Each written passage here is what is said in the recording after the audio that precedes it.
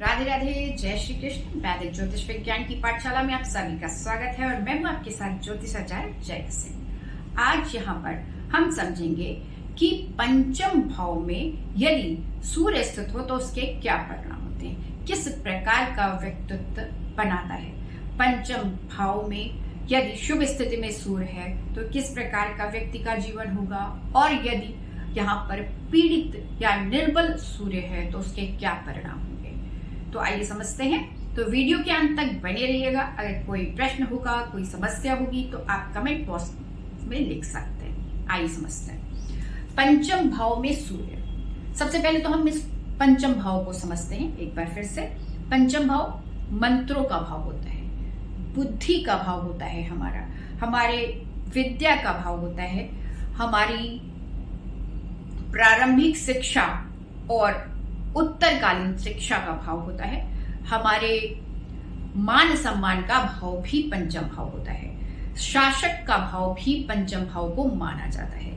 यह नहीं, हमारे पूर्व जन्म से जनित जो कार्य होते हैं उससे भी संबंधित भाव को पंचम भाव को समझते हैं। साथ ही साथ पंचम भाव को भाग्य स्थान का भाव भी समझा जाता है। लेखन और किसी भी प्रकार की जो लेखनी होती है जिसमें काव्य और गद्य सभी प्रकार के लेखन भी इसी भाव से संबंधित होते हैं। यही नहीं, पंचम भाव को लक्ष्मी स्थान भी समझा जाता है।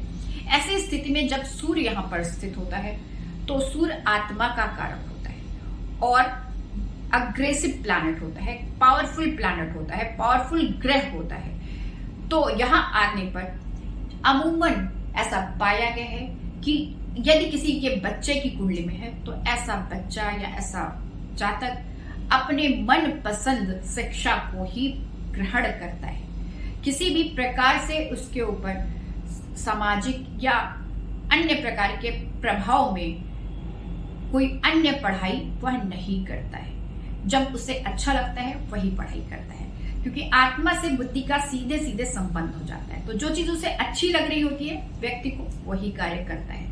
ऐसे में कई बार देखा गया कि जिद भी दिखाई देती है कि अगर बच्चा है और वो कह रहा नहीं मैं साइंस नहीं पढ़ूंगा या साइंस ही पढ़ूंगा, तो एक जिद के रूप में भी दिखाई देता है। पर ऐसे लोग दृढ़ इच्छा के बली होते हैं और अपने कार्य को जो भी लेते हैं हाथ में उसे पूर्ण करने की क्षमता रखते हैं। दूसरी चीज ये कि ऐसे ज्यादातर पाया गया है कि ऐसे जो व्यक्ति होते हैं वो धार्मिक शिक्षा, अपने अपने धर्म की शिक्षा जरूर ग्रहण करते हैं, या ऐसी शिक्षा जो इतिहास से संबंधित हो, अपने देश से संबंधित हो, उसको जरूर ग्रहण करते हैं, चाहे वो एक तरह से पारंपरिक शिक्षा के अंतर्गत हो या ना हो, फिर भी वो ग्रहण करते हैं।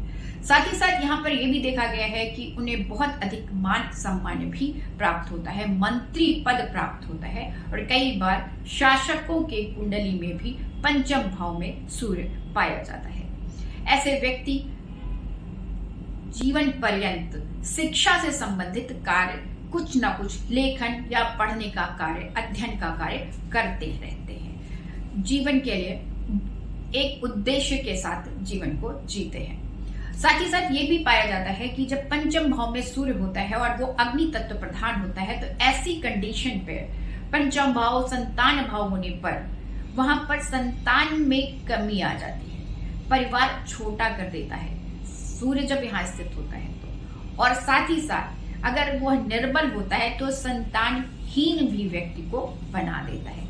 ऐसा अमूमन पाया गया है। एग्जाम्पल के तौर पर हम यहाँ पे ऐसे समझेंगे कि हमारे प्रथम प्रधानमंत्री पंडित जवाहरलाल नेहरू की कुंडली में सूर्य पंचम भाव में स्थित है। उनकी एक ही संतान थी इंदिरा गांधी जी, और उनको मंत्री पद प्राप्त हुआ, वो प्रधानमंत्री के पद तक पहुंचे। साथ ही साथ उन्होंने लेखन कार्य भी आजीवन किया है। तो यहाँ पर यह सारी चीजें यहाँ से सिद्ध हो जाती हैं। यही नहीं, हम इंदिरा गांधी जी की कुंडली जब देखते हैं तो वहां पर भी पंचम भाव में बहुत ज्यादा शुभ स्थिति में पावरफुल पोजीशन पर सूर्य स्थित है। उनकी 2 संतानें हुई, यद्यपि उन्हें संतान से कष्ट का सामना भी करना पड़ा, जो कि सूर्य यहाँ से दिखा रहा है। साथ ही साथ उन्होंने एक जो पारंपरिक शिक्षा होती है वो ग्रहण नहीं की थी, लेकिन उन्होंने अपने धर्म से संबंधित बहुत सारी साधनाएं और मंत्र उपासना आदि वो करती रहती थी। सूर्य यद्यपि कमजोर नहीं माना जाता, निर्मल नहीं माना जाता, निर्बल, लेकिन कई बार अगर वो शनि से, मंगल से या किसी अन्य से पीड़ा में हो, पीड़ा उसे उतनी नहीं होती है, पर इनके साथ जब संबंध बनाता है तो एक जो परिणाम निकल के आते हैं, जो शुभता होती है उसमें कमी आ जाती है। जब शुभ प्रभाव में होते हैं, गुरु की दृष्टि है मान लीजिए, तो यहाँ पे शुभ प्रभाव आ जाता है, तो बचाव आ जाता है। पर अगर शुभ प्रभाव में नहीं है, ऐसी स्थिति में अगर जो क्रूर ग्रह है, पापी ग्रह है, उनसे संबंध हो जाता है, तो ऐसी स्थिति में व्यक्ति का अग्रेशन बहुत ज्यादा बढ़ जाता है, ब्लड प्रेशर बढ़ जाता है, हार्ट से रिलेटेड, हृदय से रिलेटेड समस्याएं उत्पन्न हो सकती हैं, गुस्सा अधिक आ सकता है। ऐसी स्थिति में ऐसे व्यक्ति को सूर्य आराधना करनी चाहिए। आज के लिए इतना ही। राधे राधे, जय श्री कृष्ण।